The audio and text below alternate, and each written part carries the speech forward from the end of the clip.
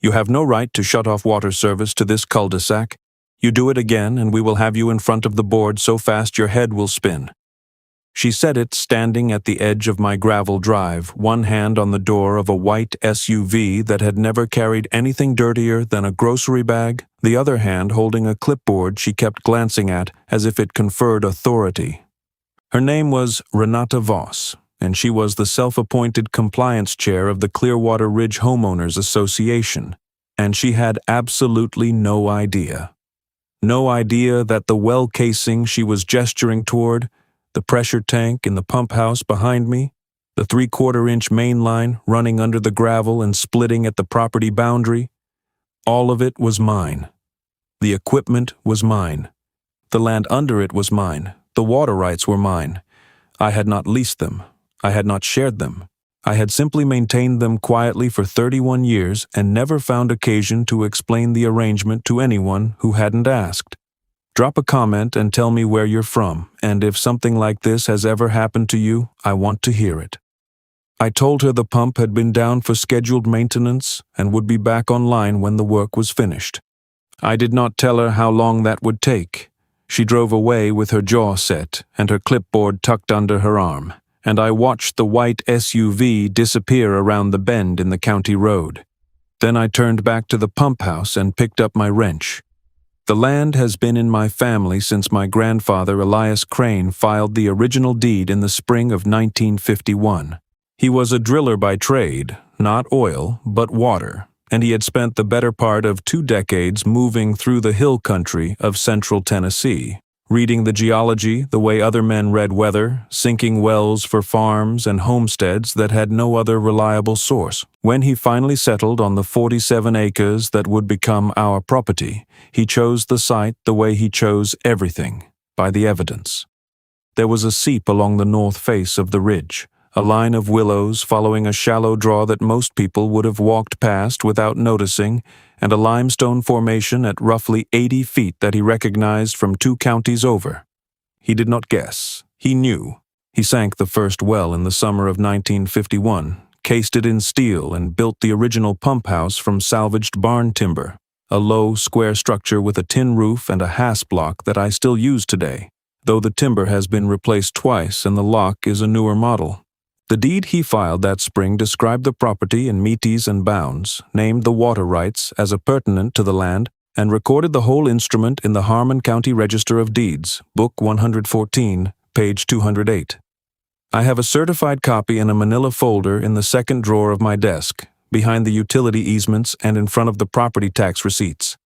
I have kept it there since my father handed it to me in 1993, the year he turned the property over and the year I understood that paper, kept in order, is a form of patience made permanent. My name is Garrett Crane. I am 63 years old. I spent 32 years as a civil engineer for the county. Culverts, drainage systems, municipal well design, pressure calculations for distribution lines, and retired in 2019 to come back to the property full-time. I raise a small herd of Angus cattle on the lower pasture, keep a kitchen garden along the south wall of the house, and maintain the well and pump system the way my grandfather maintained it, on a schedule, by hand, with attention.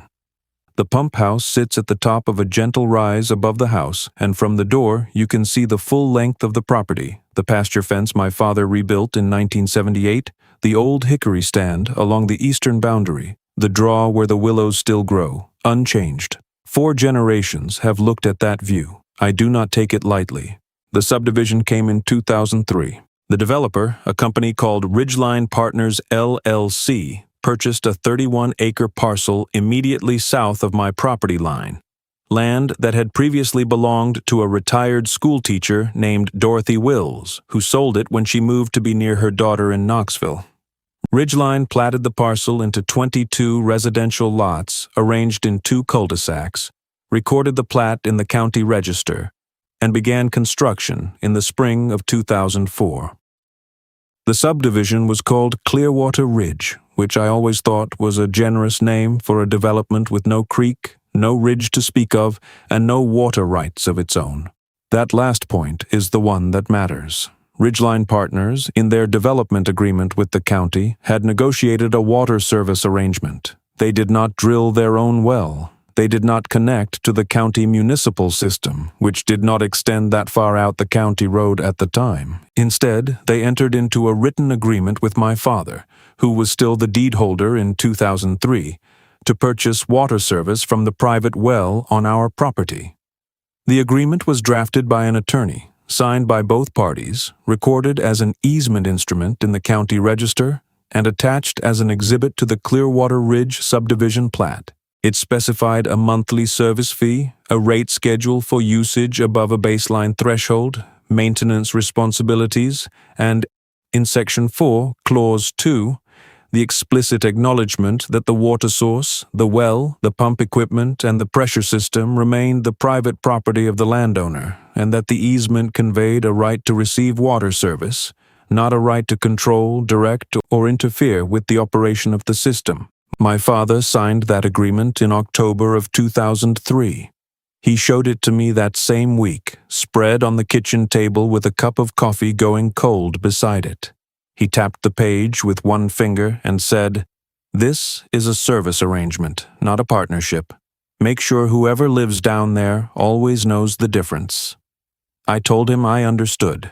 He said he hoped I did. He was not a man who repeated himself. The Clearwater Ridge HOA formed in 2005 after the subdivision was fully built out. For the first several years, the arrangement ran without incident. The monthly service fees arrived reliably, the usage stayed within the baseline, and I performed my scheduled maintenance, usually a 2 to 4 day shutdown twice a year, with written notice to the HOA board delivered by certified mail at least 30 days in advance. Then, the original board members began to cycle out, and the institutional memory of the arrangement began to thin. By 2018 or so, the board's communications had shifted in register.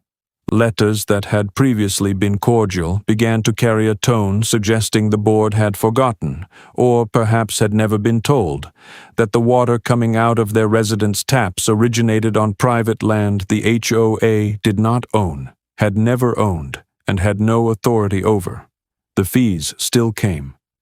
But the letters began to treat the water service as a utility the HOA administered, rather than a service it purchased.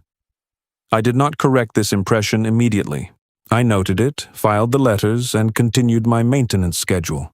I am not, by nature, a man who rushes toward a confrontation that the record will eventually resolve on its own. Renata Voss joined the board in 2021 and became compliance chair by the following spring. She had been a resident for approximately 2 years before she acquired a title and a clipboard, and she carried both with the enthusiasm of someone who had been waiting a long time for exactly this opportunity. Her first communication to me was a letter, certified mail, dated April 14, 2022. It cited 3 items: the appearance of the pump house exterior, which she described as inconsistent with community aesthetic standards, the gravel access path to the pump house, which she claimed encroached on a community green space, and the maintenance shutdown I had conducted the previous March, which she characterized as an unauthorized interruption of water service to residents. I read the letter at the kitchen table with a cup of coffee and a legal pad. I wrote 3 notes on the pad, 1 for each item. Then I pulled the easement instrument from the second drawer and read Section 4, Clause 2 again, just to confirm that my memory of it was precise. It was. The pump house was on my land. The access path was on my land. The maintenance shutdown was conducted under the terms of the recorded easement with 30 days written notice, as it had been every year for 19 years. The community aesthetic standards she cited were drawn from the HOA's own covenants, which applied to lots within the subdivision plat. My property was not within the subdivision plat. It had never been. The plat boundary was recorded in the county register and was not a matter of interpretation. I did not respond to the letter immediately. I made a phone call instead to Ray Dillard, who had been the county register of deeds for 22 years and who had processed the original easement instrument himself back in 2003. Ray confirmed what I already knew. The easement was recorded, the plat boundary was recorded, and my property parcel was a separate instrument with a separate legal description that predated the subdivision by more than 50 years. He said, in his unhurried way, Garrett, your grandfather's deed is older than the road they drove in on." I thanked him and hung up. Then I called an attorney named Patricia Hollis, who practices property law in the county seat and who had handled a boundary dispute for my neighbor to the north about a decade prior. I described the situation and brought her the easement instrument, the original deed, and the certified letters the following Tuesday, organized in chronological order in a manila envelope.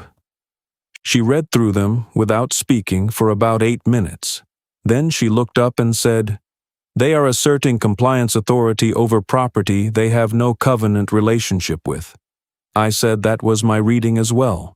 She said we should put that in writing. The letter Patricia drafted went out by certified mail on May 3, 2022.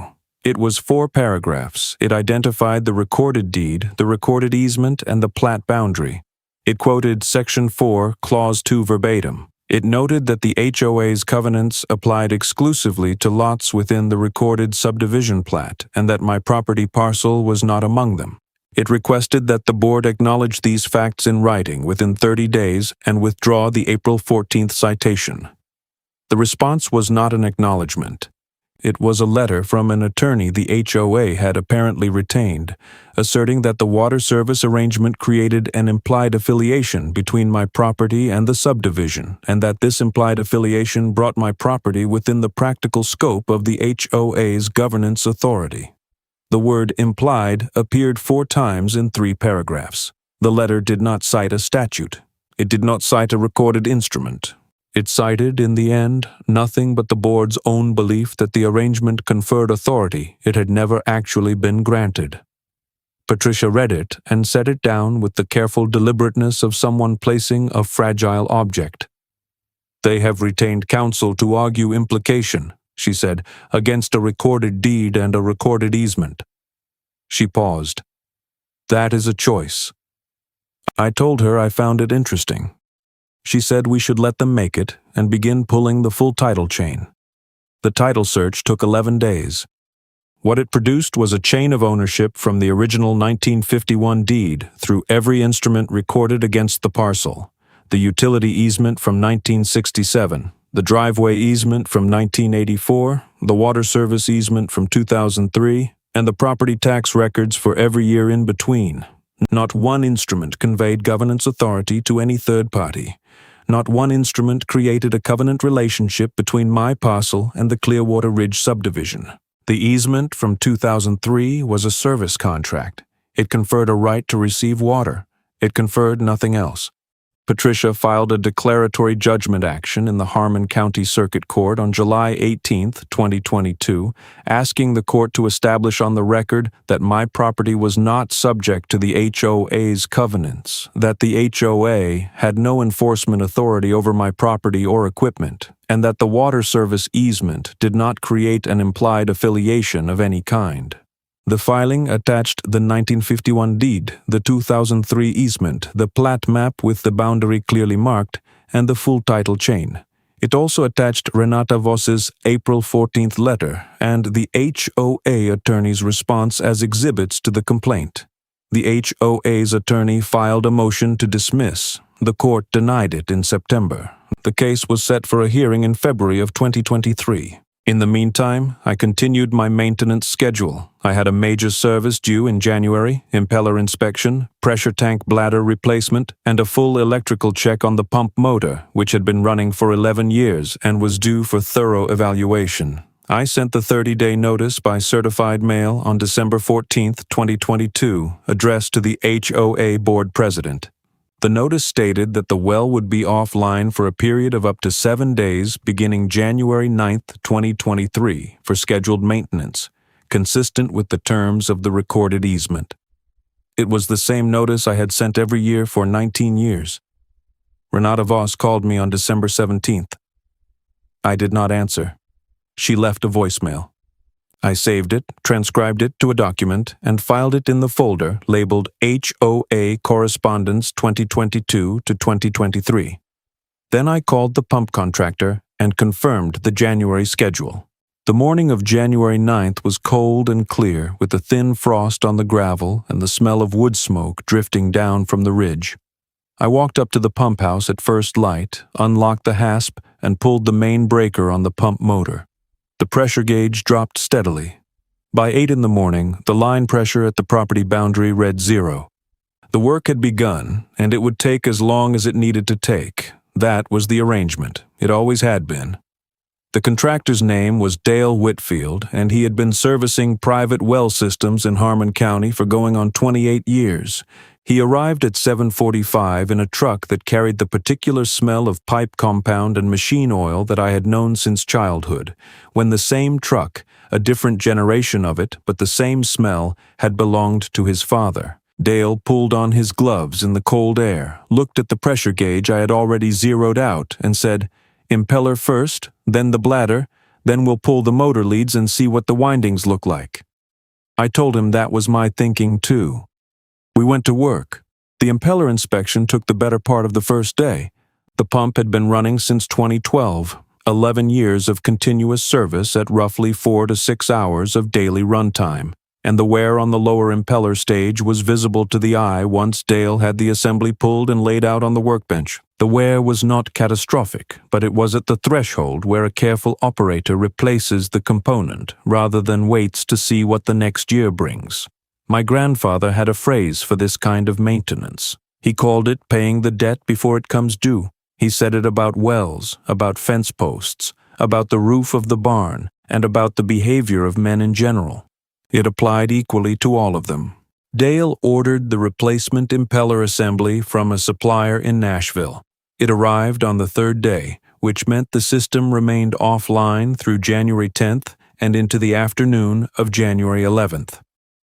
The bladder replacement on the pressure tank went smoothly, a 2-hour job, but the electrical inspection of the motor windings turned up a resistance reading on one phase that was lower than specification, indicating early insulation degradation. Not a failure, not an emergency, but the kind of reading that, left unaddressed, becomes a failure at the least convenient possible moment. Dale and I discussed it standing in the pump house with the door open to the cold air. I told him to replace the motor leads and retest. He nodded and placed the order. The motor lead replacement pushed the timeline to 7 days.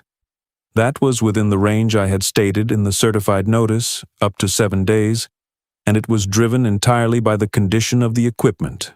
I want to be clear about that. I was not extending the shutdown to make a point. I was completing the work the equipment required, on the schedule the equipment dictated, under the terms of an easement that had always allowed exactly this. The fact that 7 days was the outer limit of the notice period was a coincidence of the motor's condition, nothing more. What I did not know, in those first days of the shutdown, was what was happening in the cul-de-sac below. I learned it later, in pieces, from my neighbor to the east, a retired schoolteacher named Frank Alderman, who had lived on the adjacent parcel since 1997, and who had a habit of walking the fence line on winter mornings with a thermos of coffee and an attention to detail I had always respected. Frank was not a gossip. He was an observer, which is a different thing. What he saw in those first days was worth relaying. The residents of the cul-de-sac had apparently not read the certified notice I had sent to the board. The board had received the notice and had not distributed it to the residents. Whether this was an oversight or a deliberate choice, I cannot say with certainty. What I can say is that when the pressure dropped to 0 on the morning of January 9th, a number of residents called the board's emergency contact number, which rang to Renata Voss's cell phone, and her response was to drive to my property in the white SUV and deliver the speech I described at the opening of this account. She had not told the residents about the certified notice. She had not told them the shutdown was scheduled, documented, and conducted under the terms of a recorded legal instrument. She had told them, according to Frank, that she was handling it. Frank watched her drive away from my property that morning and called me from the fence line. He said, "She came back looking like she'd bitten into something she wasn't expecting."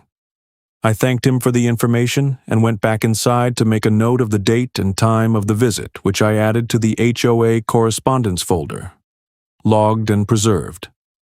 The residents were without water service for the full 7 days. That is the arithmetic of the situation. The impeller arrived on the 3rd day, the motor leads on the 5th. Dale completed the electrical work and pressure tested the system on the 7th, and I closed the main breaker on the afternoon of January 15th.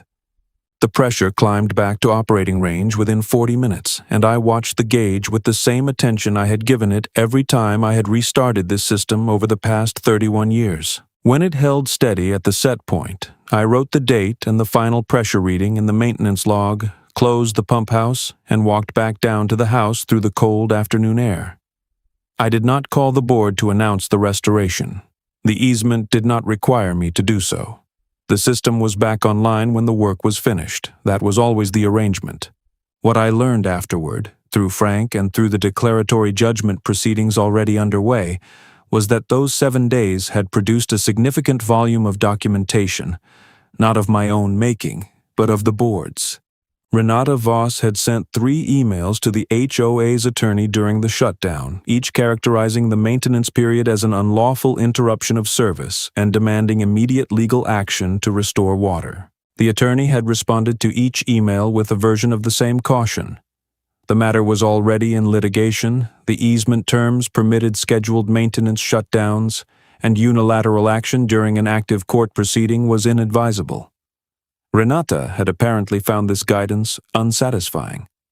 Her 3rd email, sent on January 13th, described the attorney's caution as inadequate and suggested the board might need to seek different representation. The attorney had preserved these emails. They became part of the record.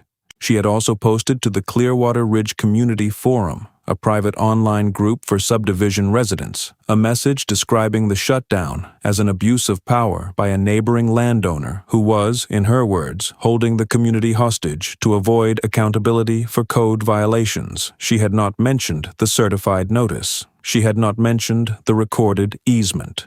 She had not mentioned the pending court action, which was a matter of public record in the Harmon County Circuit Court. Patricia Hollis, when I forwarded her a screenshot of the post that Frank had captured and sent to me, read it quietly and then said, "She has now published a false statement of fact about a property owner who is a party to active litigation in a forum accessible to members of the subdivision who may be called as witnesses." She paused in the way she had when choosing her next words with precision. "We will want to preserve that." I told her I already had. She said that was good practice, and that we should add it to the exhibit file. It is worth pausing here to note what Garrett Crane did not do during those 7 days. He did not accelerate the maintenance timeline to restore service early and avoid the confrontation. He did not contact the board to explain himself. He did not respond to Renata Voss's voicemails, of which there were 2 more during the shutdown week, both transcribed and filed. He completed the work the equipment required, on the schedule the equipment required, and he let the record accumulate the way a careful man lets evidence accumulate, without forcing it, without touching it, without doing anything that might later look like anything other than what it was. What would you have done in his place? The discipline of not reacting is harder than it sounds when your name is being used in a community forum by someone who has misrepresented every relevant fact. The February hearing date arrived with the cold, gray quality that February mornings in central Tennessee tend to carry, the sky the color of old concrete, the pasture grass still winter brown, the willows along the draw bare and patient. I drove to the county seat in my truck, wearing a jacket that had seen better days and carrying a manila envelope that had not. Inside the envelope, the 1951 deed, the 2003 easement, the full title chain, the certified notice from December, the maintenance log entry from January 15th, the voicemails transcribed and dated, the HOA attorney's cautionary emails, and the screenshot of Renata Voss's community forum post, preserved and printed on clean paper. Patricia met me in the courthouse parking lot, took the envelope, and said we were ready. I told her I had been ready since 1993, which was the year my father handed me the deed and told me to keep it in order. She smiled briefly, and we went inside. The courtroom was small, as Harmon County courtrooms tend to be. Wood paneling that had absorbed decades of argument. Fluorescent lights that gave everything the quality of a document under examination. A gallery with perhaps a dozen seats occupied by the HOA's attorney, 2 board members, and Renata Voss, who was wearing a blazer and carrying, I noticed, a clipboard. The judge was a circuit court judge named Elaine Marchetti, who had been on the bench for 16 years and who had, according to Patricia, a particular impatience with parties who argued implication against recorded instruments. The HOA's attorney presented first. He argued that the water service arrangement created a functional relationship between my property and the subdivision that warranted the application of community standards. He used the word implied 7 times in his opening. He did not cite a statute. He did not cite a recorded instrument. He cited the duration of the service arrangement, 20 years, and the reliance of the residents upon it, and argued that this reliance created an equitable basis for governance authority. Judge Marchetti let him finish. Then she asked him one question. She asked him to identify the recorded instrument that conveyed governance authority over the Crane parcel to the Clearwater Ridge Homeowners Association. He referenced the easement. She asked him to read the relevant section aloud. He found the page and read Section 4, Clause 2, that the easement conveyed a right to receive water service, and that the water source, the well, the pump equipment, and the pressure system remained the private property of the landowner. He read it clearly, in a quiet room, and when he finished, there was a moment of the kind of silence that only a courtroom can produce, the silence of a record that has just spoken for itself. Judge Marchetti looked at her notes. She said, "The instrument conveys a right to receive service. It does not convey governance authority. The HOA's covenants, by their own terms, apply to lots within the recorded subdivision plat. The Crane parcel is not within that plat. I am not finding an implied affiliation in a recorded service easement." She turned to Patricia and asked if there was anything to add. Patricia said the recorded title chain was complete and unambiguous, and that the declaratory relief requested was fully supported by the instruments in evidence. Judge Marchetti said she agreed, and that she would issue the written order within 10 days. She did. The order, dated February 24, 2023, declared that the Crane parcel was not subject to the covenants of the Clearwater Ridge Homeowners Association, that the HOA had no enforcement authority over the parcel or any equipment situated on it, and that the water service easement recorded in 2003 conveyed a right to receive water service and nothing further. The order was filed in the Harmon County Circuit Court record and cross-referenced in the Register of Deeds, where it joined the 1951 deed and every instrument that had followed it in the 72 years since my grandfather first put his name to the land. I drove home from the courthouse on a road that ran between bare winter fields, the truck cab warm and quiet, the manila envelope on the seat beside me. I did not feel triumphant. I want to be clear about that. What I felt was closer to the satisfaction of a maintenance log entry made correctly. The date, the reading, the result, and the note that the system was operating within specification. The paper had done what paper does when it is kept in order. It had spoken, and the record had held. The order from Judge Marchetti did not change the physical fact of the land. The hickory trees along the eastern boundary did not straighten themselves in response to it. The willows in the draw did not grow taller. The pump house sat where it had always sat, at the top of the gentle rise, its tin roof carrying the same winter rust along the eastern seam that it had carried since I replaced the last of the salvaged barn timber in 2001. The land did not know it had been vindicated. It did not need to know. It had always been what it was. The paper had simply confirmed it, one more time, for the benefit of those who had required confirmation. The HOA's attorney filed no appeal. The 30-day window passed in late March of 2023 without a filing, which Patricia confirmed with a brief phone call on a morning when the pasture was beginning to show the first thin green of early spring. She said, "The window has closed. The order stands." I thanked her, and we discussed her final invoice, which I paid by check within the week. Renata Voss did not contact me after the hearing. The board sent no further certified letters. The monthly service fee continued to arrive, as it had for 20 years, and I continued to receive it, deposit it, and file the receipt. The arrangement had not changed. The only thing that had changed was that it was now documented in a circuit court order in addition to the easement instrument, which meant that anyone who chose to look at the county record in the future would find not only the terms of the service, but the judicial confirmation of what those terms meant and what they did not mean. That seemed to me an improvement on the whole. I heard through Frank that Renata Voss did not seek re-election to the board when her term expired in the spring of 2023. Frank relayed this with the same equanimity he brought to everything, standing at the fence line with his thermos on a morning when the redbuds along the draw were just beginning to open. He said she had told someone at the community meeting that she was stepping back to focus on other commitments. I nodded and said I hoped she found them satisfying.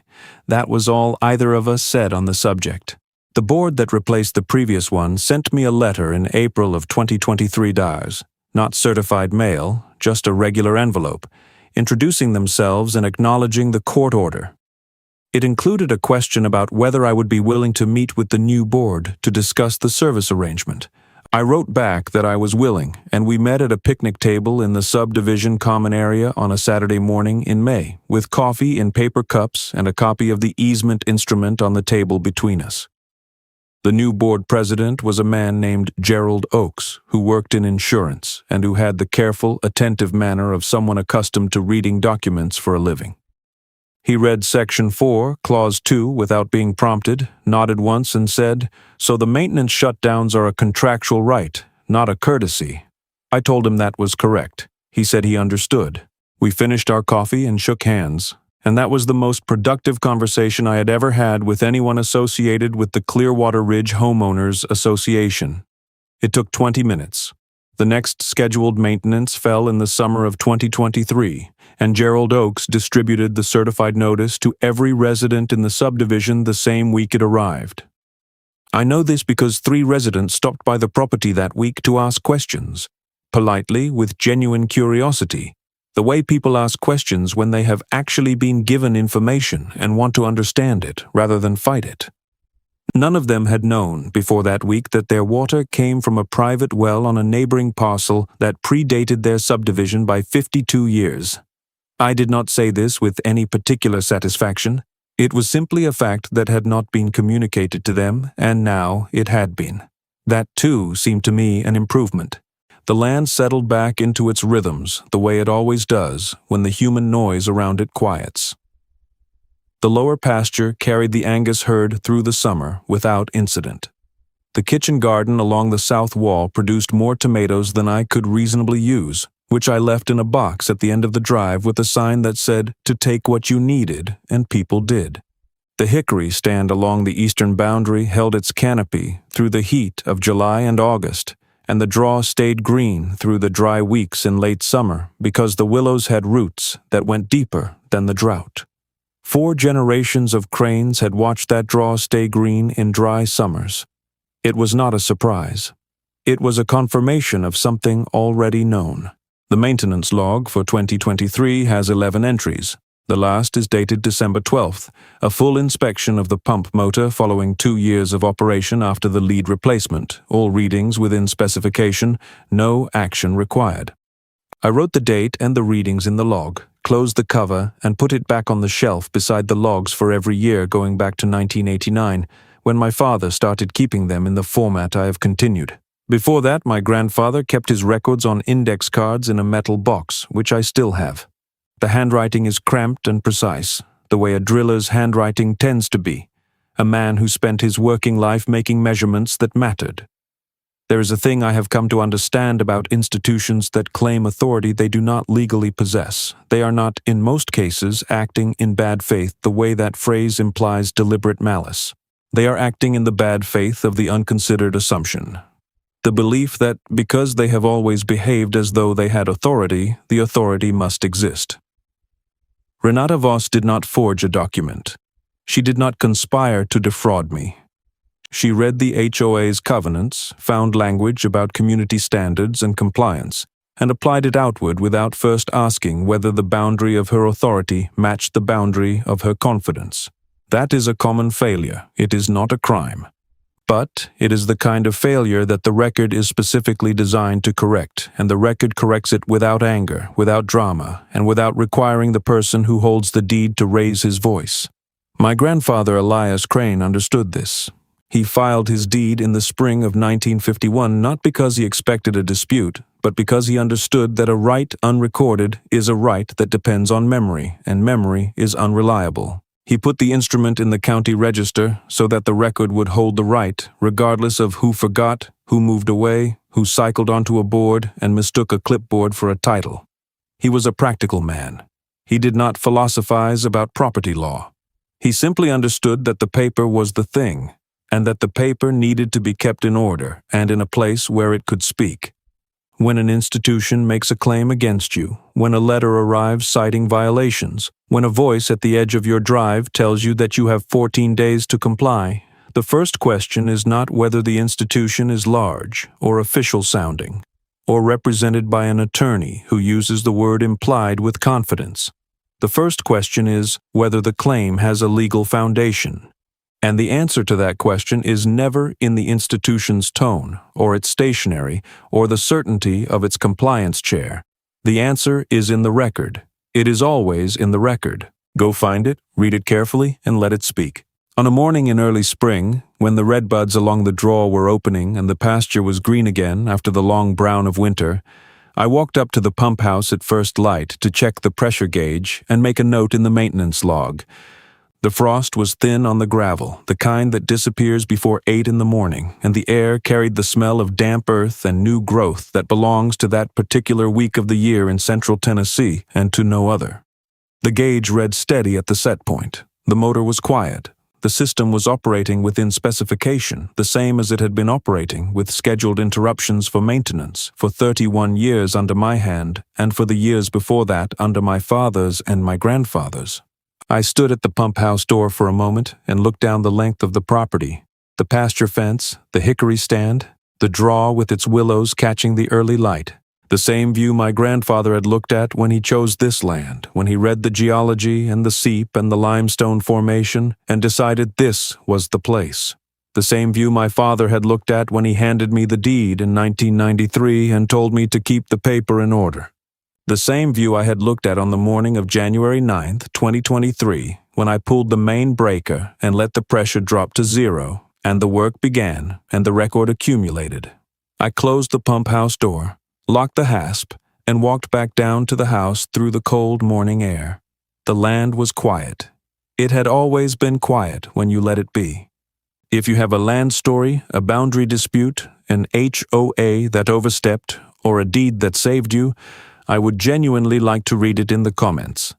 And if you want to follow along when the next case comes up, the subscribe button is there. The next one involves a dam, a county road, and a neighbor who believed an old handshake agreement was the same thing as a recorded easement. It was not.